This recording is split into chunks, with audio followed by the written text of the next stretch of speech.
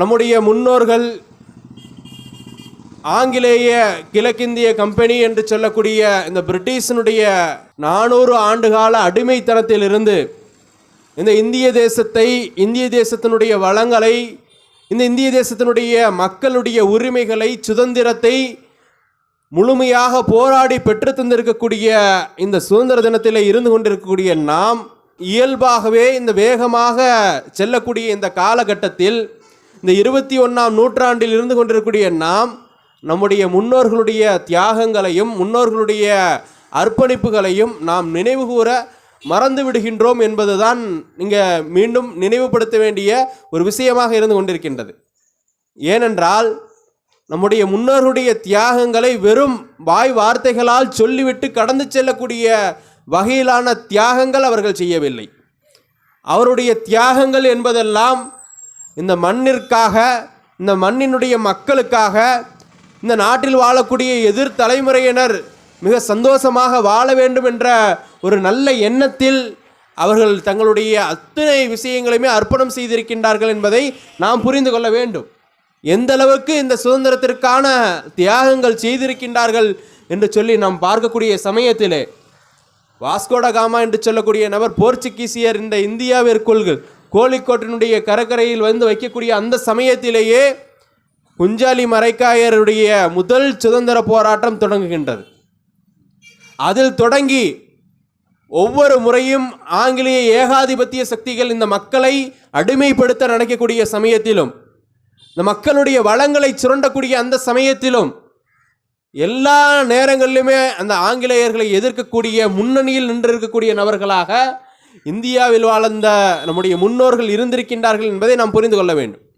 அதே சமயத்தில் சுதந்திரம் அடைந்து 75 ஆண்டுகள் கடந்திருக்கக்கூடிய இந்த சமயத்தில் சுதந்திரத்திற்காக போராடிய, சுதந்திரத்திற்காக பல்வேறு சொல்லனா தியாகங்களையும் அர்ப்பணிப்புகளையும் செய்திருக்கக்கூடிய சில முக்கியமான ஆளுமைகள், தலைவர்கள் எல்லாம் இன்றைக்கு போற்றப்படாத, பேசப்படாத ஒரு சூழலிலே இன்றைக்கு இருந்து கொண்டிருக்கக்கூடிய நிகழ்வு நம்முடைய தேசத்தில் அரங்கேறி கொண்டிருக்கின்றது.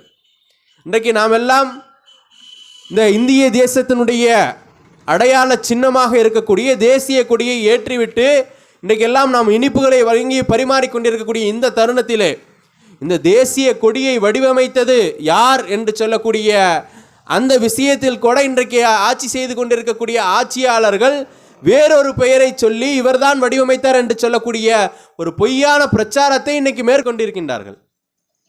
சுரையா தியாப்ஜி என்று சொல்லக்கூடிய ஒரு இஸ்லாமிய பெண்மணி வடிவமைத்தது தான் இந்த இந்திய தேசிய கொடி என்று சொல்லக்கூடிய விஷயத்தை நாம் புரிந்து கொள்ள வேண்டும். அதே போல இந்த நாட்டிற்கான தியாகங்களுடைய விஷயங்களில் நம்ம பட்டியலிட்டோம் என்றால் ஹைதர் அலி, திப்பு சுல்தான், பேரரசர் பகதூர் ஷா, இன்னும் பல்வேறு நபர்களை நாம் பட்டியலிட முடியும். இந்த தேசத்தினுடைய கட்டமைப்பிற்காக பல்வேறு விதமான தியாகங்களை செய்ததனுடைய இன்னும் போற்றப்படாத நபர்களாக இருக்கக்கூடிய கான் அப்துல் கபார் கான், மௌலானா அபுல் கலாம் ஆசாத் போன்ற ஆளுமைகளை எல்லாம் இன்றைக்கு தேசம் மறந்திருக்கக்கூடிய ஒரு சூழல் தான் இன்றைக்கு இருந்து கொண்டிருக்கின்றது. மௌலானா அபுல் கலாம் ஆசாத்தினுடைய வரலாறுகளை நாம் படிக்கக்கூடிய சமயத்திலே இந்திய வேட்கையை இந்த மக்களிடத்தில் ஏற்படுத்த வேண்டும் என்பதற்காக பத்திரிகையை நடத்துகின்றார். அந்த பத்திரிகைக்கு எதிராக ஆங்கில அரசு அந்த பத்திரிகையை முடக்குகின்றது. உடனடியாக வேறொரு தலைப்பிலே வேறொரு பத்திரிகையை நடத்தி 30,000 பிரதிகள் அன்றைக்கு விற்பனையானது. ஒரே நாளில் 30,000 பிரதிகள் விற்பனையானது என்றால் எந்த அளவுக்கு இந்த சுதந்திரத்தினுடைய வேட்கையை தங்களுடைய எழுத்துக்களின் மூலமாக மௌலானா அபுல் கலாம் ஆசாத் கொண்டு சென்றிருக்கின்றார் என்பது குறித்தான பார்வை நமக்கு கட்டாயம் இருக்க வேண்டும்.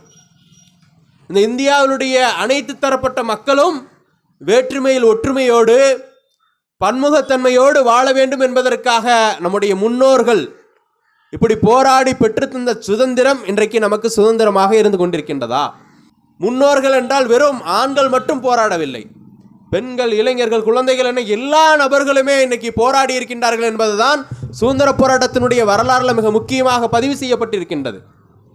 இதனுடைய வரலாறுகள்லாம் மறைக்கப்பட்டு கொண்டிருக்கக்கூடிய சமயத்தில் தான் பாப்புலர் ஃப்ரண்ட் ஆஃப் இந்தியா கடந்த ஜனவரி 26ஆம் தேதி இந்தியா குடியரசு பெற்ற அந்த தினமாக இருக்கக்கூடிய ஜனவரி 26ஆம் தேதி தொடங்கி ஆகஸ்ட் 15 இன்றைக்கு வரைக்கும், இந்தியா சுதந்திரம் பெற்றிருக்கக்கூடிய இன்றைய தினம் வரைக்கும் சேவ் த ரிப்பப்ளிக், மக்களாட்சியை பாதுகாப்போம் என்று சொல்லக்கூடிய ஒரு மிக நெடுந்தூரமான ஒரு பிரச்சாரத்தை, ஒரு தொடர் பிரச்சாரத்தை கையில் எடுத்து ஒரு வெற்றிகரமாக நடத்தி இருக்கின்றது.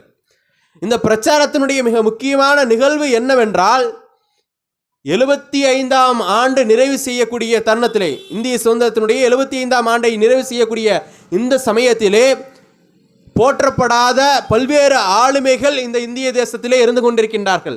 சுதந்திரத்திற்காக பாடுபட்ட நபர்கள். இவருடைய வரலாறுகள் இருட்டடிப்பு செய்யப்பட்டு கொண்டிருக்கின்றது.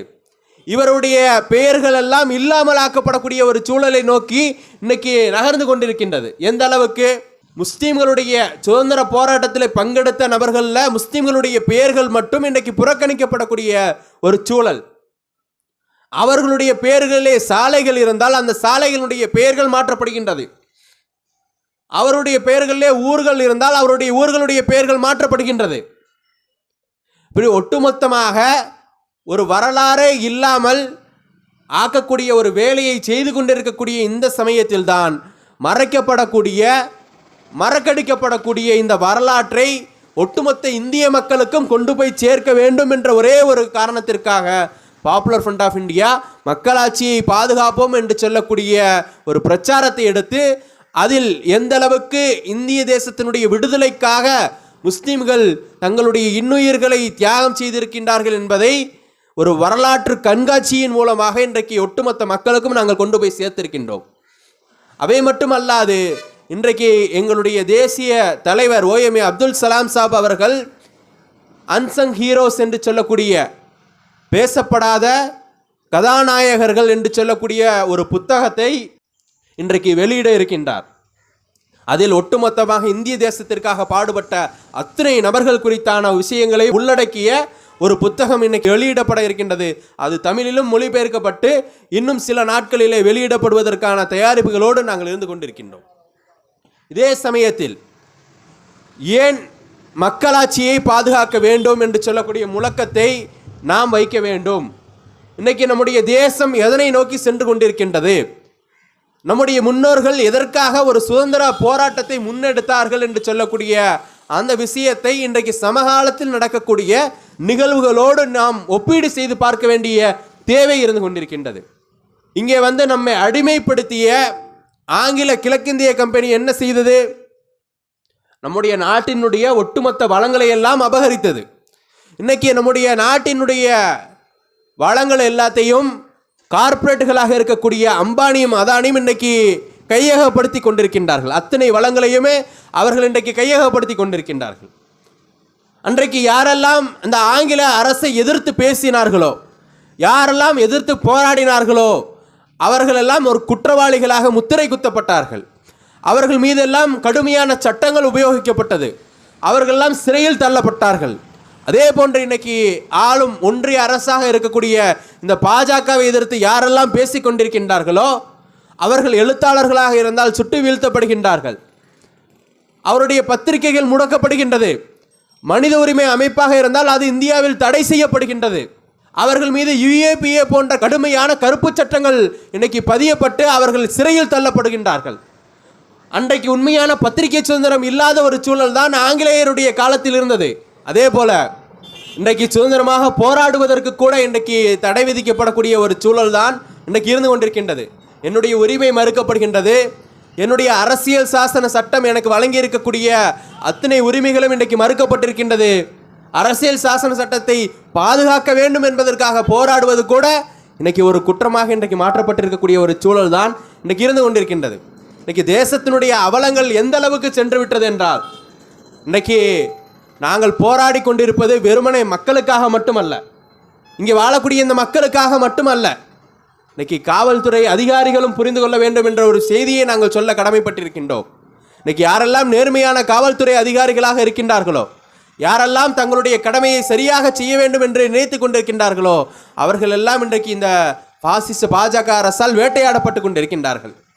இன்னைக்கு ஒட்டுமொத்த இந்திய தேசத்தினுடைய இவர்கள் ஹிந்து ராஷ்டிரா என்று சொல்லக்கூடிய ராமராஜ்யத்தை கட்டமைக்க வேண்டும் என்பதற்கான எல்லா வேலைகளும் செய்து கொண்டிருக்கக்கூடிய இந்த சமயத்தில் அந்த ஹிந்து ராஷ்டிராவுடைய ரோல் மாடலாக உத்தரப்பிரதேச மாநிலத்தை இன்றைக்கு அவர்கள் முன்னிலைப்படுத்தி கொண்டிருக்கின்றார்கள். இன்றைக்கு சமூக வலைதளத்தில் எல்லாம் நாம் பார்த்திருப்போம் என்ன நிகழ்ந்து கொண்டிருக்கின்றது.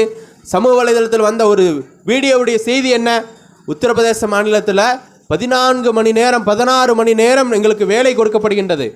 ஆனால் எங்களுக்கு கொடுக்கப்படக்கூடிய உணவோ வெறும் காஞ்ச ரொட்டி துண்டுகள். இதை விலங்குகள் கூட என்னது சாப்பிட முடியாது என்று ஒரு காவல்துறை அதிகாரி வீதியிலே வந்து எனக்காக நீங்கள் குரல் கொடுங்கள், எனக்காக நீங்கள் போராடுங்கள், என்னுடைய உரிமையை நீங்கள் பெற்றுத்தாருங்கள், எனக்கான உணவை நீங்கள் பெற்றுத்தாருங்கள் என்று ஒரு காவல்துறை அதிகாரி யாரிடம் வந்து கேட்கின்றார்? இந்த ராமராஜ்யத்தினுடைய ரோல் மாடலாக இருக்கக்கூடிய அந்த உத்தரப்பிரதேச மாநிலத்தினுடைய காவல்துறை அதிகாரி அவர் வந்து கேட்கக்கூடிய இறுதி மன்றம் என்பது மக்கள் மன்றமாக இருக்கக்கூடிய மக்களிடத்திலே என்பதை நாம் புரிந்து கொள்ள வேண்டும். உயர் காவல் அதிகாரியிடமோ இல்லை முதலமைச்சரிடமோ பிரதம மந்திரியிடமோ அவர் போய் முன்வைக்கவில்லை. தனக்கு ஒரு அநீதி இழைக்கப்பட்டிருக்கின்றது, இந்த அநீதிக்கு எதிராக நீங்கள் குரல் கொடுக்க வேண்டும், அநீதிக்கு எதிராக நீங்கள் வந்து எனக்காக பேச வேண்டும், அநீதிக்கு எதிராக எனக்காக நீங்கள் போராட வேண்டும் என்று ஒரு காவல்துறை அதிகாரியே வந்து வைக்கக்கூடிய இடம் என்பது மக்கள் மன்றம் என்றால், இன்றைக்கு இந்த ஆளக்கூடிய அதிகார வர்க்கத்தை விட, இவர்களுக்கு இருக்கக்கூடிய அதிகாரத்தை விட மக்களுக்கு இருக்கக்கூடிய அதிகாரம் என்பதுதான் ஜனநாயகத்தில் மிக முக்கியமான வலிமையானது என்பதை நாம் புரிந்து கொள்ள வேண்டும். அப்போ மக்களுக்குள்ள வலிமையை பயன்படுத்தினால் எப்படிப்பட்ட அநீதியை அரங்கேற்றக்கூடிய அரசாக இருந்தாலும் சரி, அநீதிகளை மட்டுமே தன்னுடைய நோக்கமாக கொண்டு இந்த மக்களை அடக்குமுறைக்கு உள்ளாக்கக்கூடிய எத்தகைய அரசாங்கங்களாக இருந்தாலும் சரி, அதெல்லாம் வீழ்ந்து போனது என்பதுதான் வரலாறு என்பதை நாம் புரிந்து கொள்ள வேண்டும். இப்போ மக்களாட்சி என்பது பாதுகாக்கப்பட வேண்டும். நம்முடைய முன்னோர்கள் போராடி பெற்று தந்த அந்த சுதந்திரமும் பேணி பாதுகாக்கப்பட வேண்டும் என்றால் வெறுமனே கொடியை ஏற்றிவிட்டு இனிப்புகளை வழங்கிவிட்டு செல்வது மட்டுமல்ல நம்முடைய கடமை என்பது. நம்முடைய சுதந்திரத்திற்காக நாம் நிம்மதியாக வாழ வேண்டும் என்பதற்காக நம்முடைய முன்னோர்கள் எப்படி அரும்பாடுபட்டு பல்வேறு விதமான தியாகங்களையும் அர்ப்பணிப்புகளும் செய்து நமக்கு சுதந்திரத்தை பெற்று தந்தார்களோ அதனை பாதுகாத்து நமக்கு பின்னால் வரக்கூடிய எதிர்கால இளைய தலைமுறைக்கு நாம் ஒரு நல்ல செய்தியை, நல்ல சமூக சூழலை, சுதந்திரம் உள்ள ஒரு இந்திய தேசத்தை விட்டு செல்ல வேண்டியது நம்முடைய கடமையாக பொறுப்பாக இருந்து கொண்டிருக்கின்றது. அன்புமிக்க சகோதர சகோதரிகளே,